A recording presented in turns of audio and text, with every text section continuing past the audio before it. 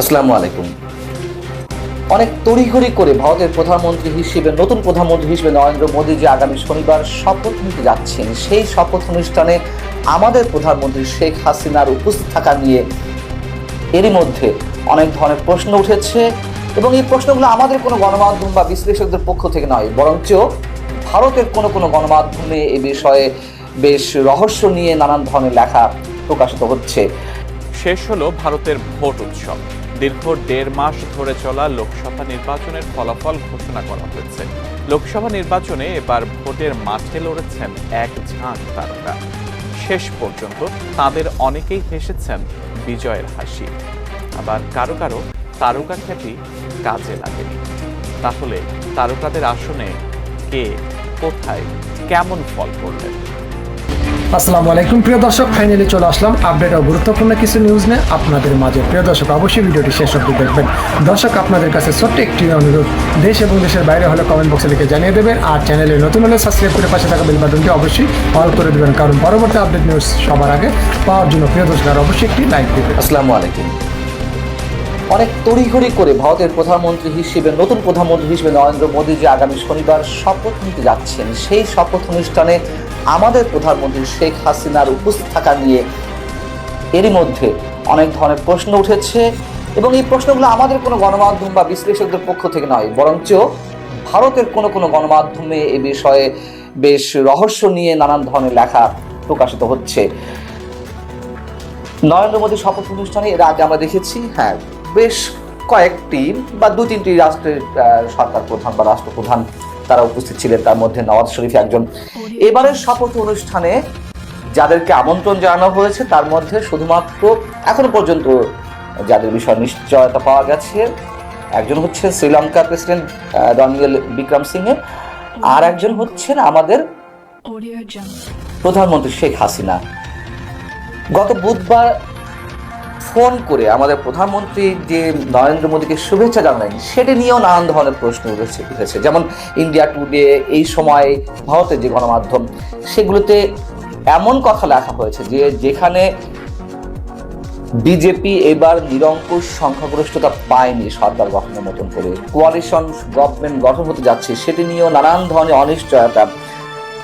জোটের যে শরিক, বিজেপি নেতৃত্বাধীন যে এনডিএ জোট, তাদের যে শরিক তারা বেঁকে বসে কিনা, কি হতে যাচ্ছে, এমন সব অনিশ্চয়তার মধ্যেও নরেন্দ্র মোদীকে ফোন দিয়ে আমাদের প্রধানমন্ত্রী শেখ হাসিনা অভিনন্দন জানালেন, এমনটাই মন্তব্য করা হয়েছে। আমি ভারতের গণমাধ্যমের কথা বলছি, এটি আমার নিজের কথা নয়।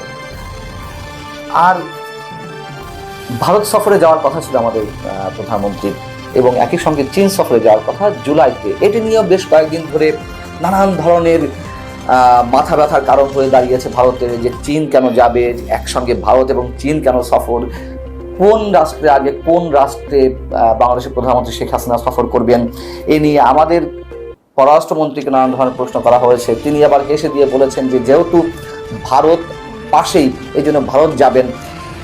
তো যাই হোক, ভারতকে এইভাবে গুরুত্ব দেওয়ার কি কারণ থাকতে পারে সেটা তো আমরা কম বেশি জানি, কিন্তু প্রধানমন্ত্রীর শিডিউলে ছিল নরেন্দ্র মোদী বা ভারতের নতুন কোনো প্রধানমন্ত্রীর যে শপথ অনুষ্ঠান অনুষ্ঠিত হতে যাচ্ছে বা হবে খুব স্বাভাবিকভাবে এই নির্বাচনের পরে, সেখানে আমাদের প্রধানমন্ত্রী উপস্থিত থাকবেন বা তারাও আমন্ত্রণ জানাবে কিনা, নিশ্চয়ই শিডিউলে ছিল না।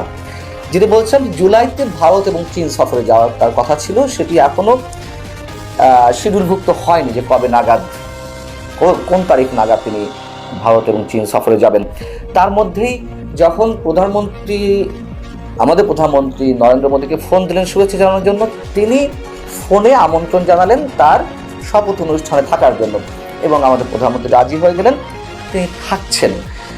তো এটি নিয়ে বিতর্কটা নিশ্চয়ই অস্বাভাবিক কিছু নয়, যদি আমাদের কাছে স্বাভাবিক যে ভারতের জন্য আমরা কতটা আগ বাড়িয়ে কোন পর্যন্ত করতে পারি। এদিকে নরেন্দ্র মোদীর হাঁসফাঁস এখনো কাটেনি, বরঞ্চ বাড়ছে। যদিও তিনি শনিবার শপথ নিতে যাচ্ছেন, তার কারণ শরিক দলগুলোর যে নানান ধরনের দাবি দাবা এবং এখনো পর্যন্ত অনিশ্চয়তা, যদিও যেই দুইজনের দলের উপরে সরকার গঠনের পুরোটাই নির্ভর করছে, একজন হচ্ছেন অন্ধ্রপ্রদেশের চন্দ্রবাবু নাইডু, আর একজন হচ্ছেন বিহারের মুখ্যমন্ত্রী নীতিশ কুমার।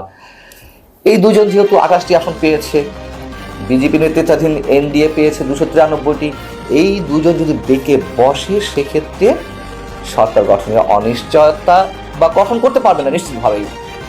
যদিও তাদের কাছ থেকে লিখিত সমর্থন আদায় করে নিয়েছেন নরেন্দ্র মোদী, কিন্তু তা নিলে কি হবে?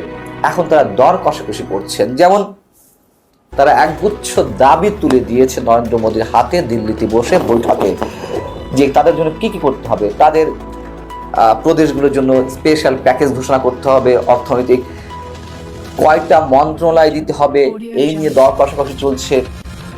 চন্দ্রবাবুর পক্ষ থেকে দাবি জানানো হয়েছে 3টি পূর্ণ মন্ত্রণালয় এবং 2টি প্রতিমন্ত্রী 2টি মন্ত্রণালয়ের। আর নীতিশ কুমারের পক্ষ থেকে দাবি করা হয়েছে 4 জন পূর্ণমন্ত্রী দিতে হবে তার দলকে, আর একজনকে দিতে হবে প্রতিমন্ত্রীর দায়িত্ব। ভোটের আগে নীতিশের সঙ্গে কথা ছিল যে 3টি মন্ত্রণালয় দিতে হবে, কিন্তু যেহেতু এখন ফাঁদে পড়ে গেছেন নরেন্দ্র মোদী, এই সুযোগে যতটা বেশি বাগিয়ে নেওয়া যায় সে চেষ্টাটা তারা করবে, খুব স্বাভাবিক। এদিকে